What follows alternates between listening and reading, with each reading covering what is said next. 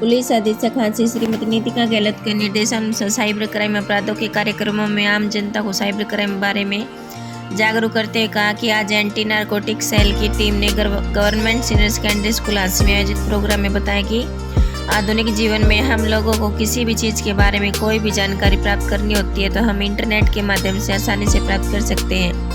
उन्होंने कहा कि हम टेक्नोलॉजी के दौर में इतनी तेज़ी से विकास कर रहे हैं कि इसके बिना हम अपने जीवन की कल्पना भी नहीं कर सकते।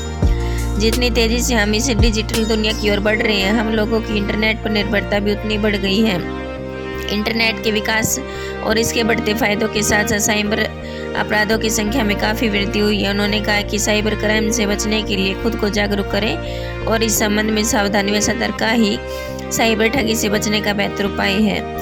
साइबर क्राइम के बारे में जागरूक करते हुए कहा कि व्हाट्सएप, इंस्टाग्राम, फेसबुक, ट्विटर आदि सोशल साइट पर आए किसी भी प्रकार के लिंक को क्लिक न करें और न ही अपने बैंक संबंधी डिटेल किसी अज्ञात व्यक्ति को साझा करें, क्योंकि ऐसा करने से आप साइबर ठगी के शिकार हो सकते हैं। उन्होंने कहा कि साइबर ठगों द्वारा आमजन को घर बैठे हजारों व लाखों रुपए कमाने का झांसा देकर बैंक संबंधी जानकारी हासिल कर ठगी का शिकार कर सकते हैं।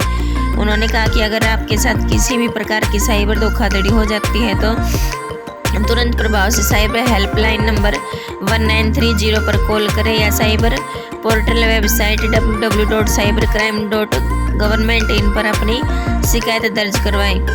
इसके अलावा आप किसी नज़दीकी पुलिस स्टेशन में जाकर साइबर हेल्प डेस्क की मदद ले सकते हैं ताकि आप साइबर फ्रॉड से बच सकें। इस अवसर पर उन्होंने स्कूली बच्चों को साइबर क्राइम के प्रति जागरूक करते हुए विस्तार से साइबर अपराध से संबंधित महत्वपूर्ण जानकारी साझा की। उन्होंने कहा कि अपने बैंक संबंधी व निजी जानकारी को सुरक्षित रखने के लिए व्हाट्सएप की प्राइवेसी को सार्वजनिक न करें और व्हाट्सएप पर कोई भी संदेश फॉरवर्ड करने से पहले संदेश की सत्यापना की जांच कर लें। किसी भी प्रकार के प्रलोभन मैसेज जैसे लॉटरी, रिचार्ज, कूपन व डिस्काउंट के झांसे में आकर अपने बैंक डिटेल व पहचान किसी भी को साझा न करें।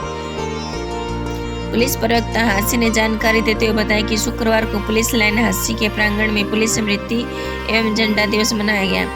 इस अवसर देश के लिए शहीद व पुलिस व अर्धसैनिक बल के जवानों को जिला पुलिस की तरफ से श्रद्धासुमन अर्पित कर उन्हें श्रद्धांजलि दी गई तथा इसके बाद पुलिस अधिकारियों व कर्मचारियों द्वारा एक दूसरे की टी शर्ट पर पुलिस ध्वजा लगाकर पुलिस झंडा दिवस मनाया। पुलिस अधीक्षक हांसी श्रीमती नीतिका गहलोत ने इस अवसर पर देश के लिए शहीद हुए पुलिस व अर्धसैनिक बल के जवानों को पुष्प चक्र चढ़ाकर नमन किया। पुलिस अधीक्षक महोदय ने कहा कि देश की रक्षा कर अपने प्राण न्यौछावर करने वाले शहीद हमारे देश के अमूल्य धरोहर हैं। उन्होंने कहा कि हमें देश के शहीदों से प्रेरणा लेकर अपने जीवन में प्रण करना चाहिए कि हम अपने आने वाले समय में किसी भी चुनौती का दृढ़ता से सामना करेंगे और इसके लिए प्राणों को भी आहुति क्यों न देनी पड़े। उन्होंने कहा कि साल 1959 में चीन से सटी भारतीय सीमा की रक्षा में बलिदान देने वाले 10 पुलिसकर्मियों की याद में यह खास दिन मनाना शुरू किया। यह भी कहा कि देश की सीमा रक्षा में लगे सैन्य बलों के बलिदान की आपने कई कहानियां सुनी होंगी, लेकिन हमारे पुलिसकर्मियों के शौर्य और बलिदान का इतिहास भी किसी से कम नहीं है। कुछ ऐसा ही साल 1959 में हुआ था जब पुलिसकर्मी पीठ दिखाने की बजाय चीनी सैनिकों की गोली सीने में खाकर शहीद हुए। चीन के साथ देश की सीमा में रक्षा करते हुए जो बलिदान दिया था उसकी याद में हर साल पुलिस स्मृति दिवस मनाया जाता है।